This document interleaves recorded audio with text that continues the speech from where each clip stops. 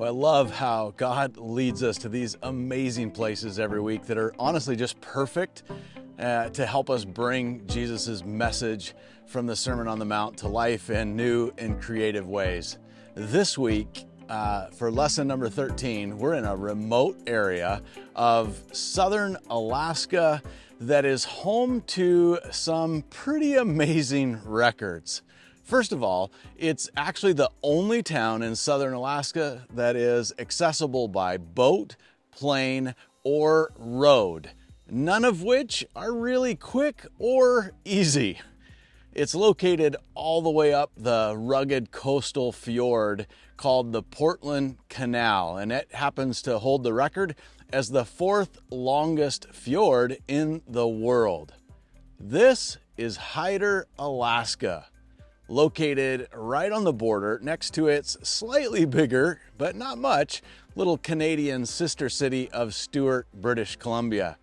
And these two tiny towns really owe their existence to the early pioneers searching for precious metals to make their fortunes, which is exactly what happened. In the late 1800s, explorers made their way up this amazing fjord and began prospecting the rivers and surrounding hillsides. And it wasn't long until they found what they were looking for, and actually a lot more.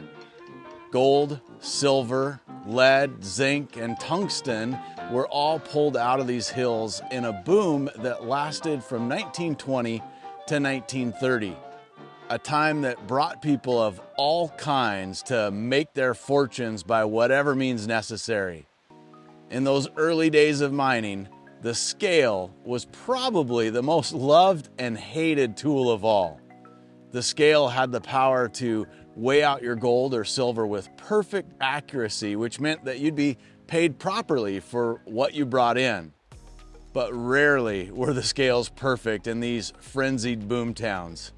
Gold or silver buyers would tip their scales in their own favor. They invented every way imaginable to adjust the way that a scale would balance so that they would end up buying more gold or silver for less money. And many an unsuspecting miner were cheated out of some very hard-earned wages. Well, there's nothing new under the sun, and it's certainly true when it comes to tweaking a scale to work in favor of the scale owner. This was actually the same practice that was common in the ancient world long before Jesus' time. And it was still the norm when Jesus addressed the crowd at the Sermon on the Mount. You might be able to see the truck back there in the distance, and that water you see in the distance back there is actually the very tip of that Portland Canal. We've found an old kind of gravel road that had to do a little four-wheeling to get in here, but it's taken us out to the farthest reach you can drive out towards the very tip of the canal. We've got rivers pouring in on every side that spread out into the canal, and all around us we are surrounded by tens of thousands of seagulls and probably hundreds, if not thousands, of bald eagles and golden eagles. We'll do our best to get some awesome footage of those and share them with you as well. We're also watching some pretty cool seals coming up the brackish water in the river here nearby, doing a little fishing of their own. It's not hard to imagine why people were drawn to this beautiful, amazing place that still feels so wild and remote even today.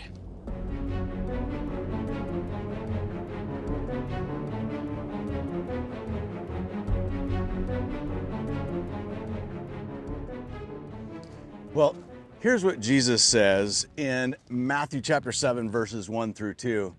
He says, "Do not be judged, or you too will be judged.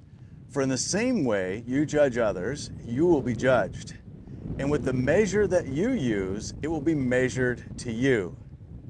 You see, Jesus starts off this lesson about judging others with something really concrete, something everybody in the ancient world was familiar with, the measuring scale. Right off, he's saying to them that the way that they think about other people actually matters. In fact, it's going to have a direct connection to how they will be judged. In other words, listen up, people. You better get your scales set properly, because if you're tipping the scale in your favor and cheating others, don't be surprised when God treats you the same way. So now that Jesus has their attention with something concrete, he goes on to make his point again, this time using hyperbole, which is just a way to say that he's about to really exaggerate things to make his point. I actually use hyperbole a lot when I talk about fish that we catch. Like, it was huge. We fought it forever. You should have felt how heavy it was. You could barely lift it. I like talking about fish, and I'm quite good at hyperbole when talking about my fishing trips. But I digress. Let's get back to Matthew. So Matthew chapter 7, verses 3 through 5 goes like this. He says, "Why do you look at the speck of sawdust in your brother's eye and pay no attention to the plank in your own eye? How can you say to your brother, 'Let me take that speck out of your eye,' when all the time there's a plank in your own eye? You hypocrite, first take the plank out of your own eye, and then you will see clearly to remove the speck from your brother's eye." It would be so much easier if we actually saw people walking around with these big boards in their eyes, or maybe just a little speck of some sawdust. I think it would just be hilarious, but it would certainly be easier. It'd be a lot harder to walk up to somebody with a giant board in your eye and say, "Hey, I don't know if you noticed, you got a little splinter over there," if it was literal, which is why the exaggeration makes a lot of sense, and it's kind of ridiculous, but you get the point. Just a few minutes ago, it was sunny and beautiful, and there's eagles chirping, and there were these cool seals swimming in this little estuary here. Boy, minute by minute, the weather sure does change around here. In fact, as the tide comes in, I may be walking in water here in a minute. So I better stay on track and keep focused on the lesson at hand.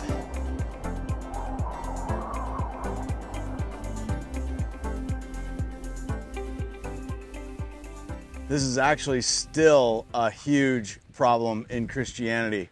There's so many people who call themselves Christians, and it's like they think they've been nominated to the plank removal committee at their church. Oh, somebody's off, somebody's in sin, somebody did the wrong thing in the sanctuary, or they drank last weekend, or they let their kids watch an R-rated movie, or maybe they're fighting with their spouse, or you pick your thing, right? There are these people that seem to just zero in on the things that you can see from the outside, and they go around like the plank police. As you can imagine, this creates all sorts of problems. Not too many people like unsolicited advice. Not too many people are keen on being told what they're doing wrong, especially when the person telling them has their own obvious boards in their eyes. Meanwhile, people outside the faith hear these stories and see these things happen, and they're saying, "What's so special about being a Christian or being a part of a church? It just looks like all the other people that I'm around." And actually, it seems maybe even worse with them. It seems like a place full of really judgmental people.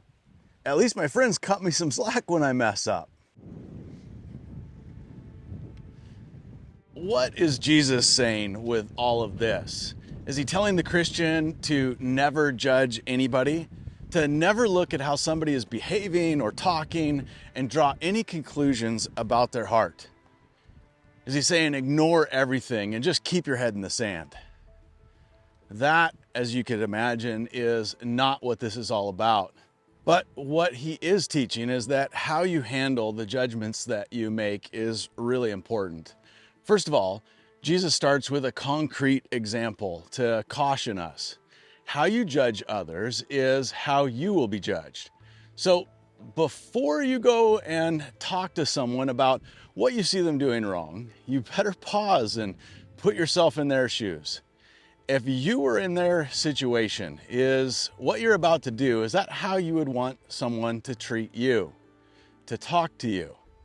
And then his second example about specks and planks is just Jesus's way of trying to give us this vivid picture of how dumb we would look going to help somebody with something small or minor when we have these huge, obvious problems in our own lives.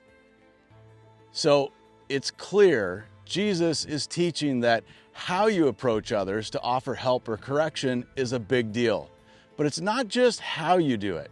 Jesus has one more point to make, and this one is all about who you try to help.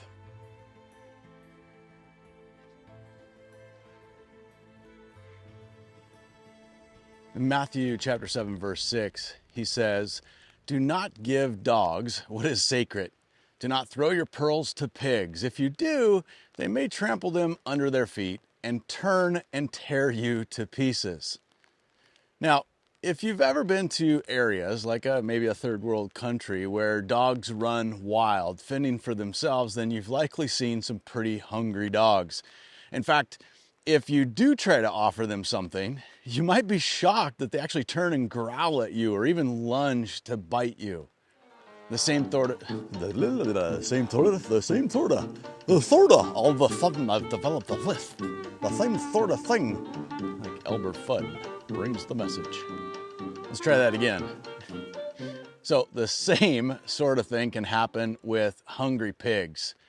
Those were all well-known dangers to the people that Jesus was talking to. Dangers that he was reminding them about to help them keep in mind this special lesson. Be wise about who you offer to help or give advice to. Just because you see that somebody is in a mess or they're living in sin or they're struggling with the consequences or their mistakes and things, and even if you've examined your own heart and dealt with the logs in your own eyes, you still need to be wise about who you offer godly wisdom to or help to. Not everyone is eager to hear it, and the truth is some people that you pour yourself out to and offer help to or give wisdom or support to are actually going to just turn around and growl or bite back at you. This is a lesson I've been reminded of many times as I've done ministry in my life. One time when my kids were younger, we offered to help a family that we met through our church. It was a guy and his wife and 3 little kiddos, and they stayed with us for a couple of months, including over Christmas time.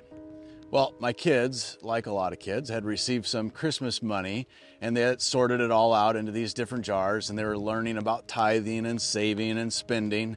And one day, when we went to get some of their money from their jars in the kitchen, we realized everything was gone. All their money. 5 kids, all of it gone. It turned out that the guy that we were helping stole all of their money. Welcome to the consequences of not really thinking through who we were helping. How about you? Have you ever tried to help somebody with a log in your own eye or been bitten by trying to help the wrong kind of person? We would love to hear from you, to hear what God's teaching you. Be sure to drop us a comment.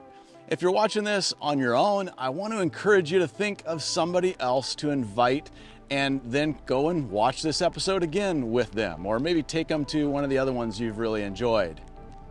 Growing as a disciple of Jesus is better with friends. So, which friend are you going to reach out to?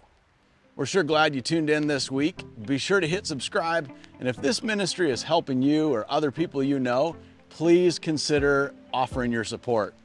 It's super easy and secure, and I may get blown away. The winds are ripping. But if you want to give and help support us, just go to YourJesusJourney.com, click on the give option on top of the menu.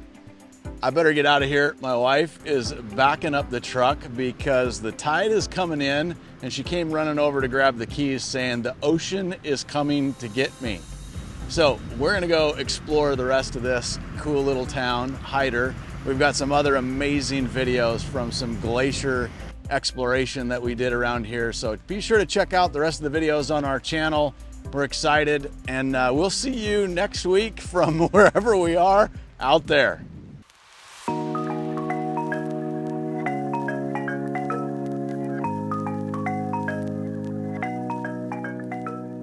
This is crazy. Like, you can't see this, and I wish I could quickly flip the camera around. I'll try and get some cool shots. There are 1, 2, 3, 4, 5, 6, 7, 8, 9, 10, 11, 12, maybe 15 golden eagles. Prior to coming here, I've probably only seen a few golden eagles in my life.